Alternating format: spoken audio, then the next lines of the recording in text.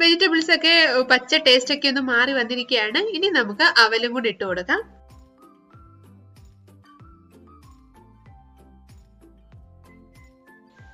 കാൽ സ്പൂൺ ഉപ്പും കൂടെ ചേർത്ത ശേഷം നമുക്ക് ഇത് പതുക്കെ ഒന്ന് മിക്സ് ചെയ്യാം.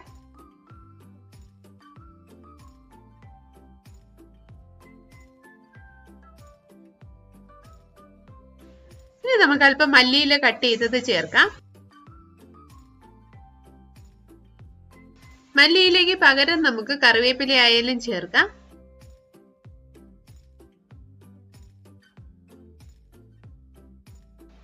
അടുത്തായിട്ട് ചേർക്കേണ്ടത് നാരങ്ങ നീരാണ്.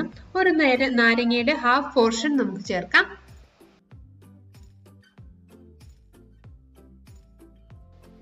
ഏകദേശം 2-3 മിനിറ്റ് മീഡിയം ഫ്ലെയിമിൽ നന്നായിട്ട്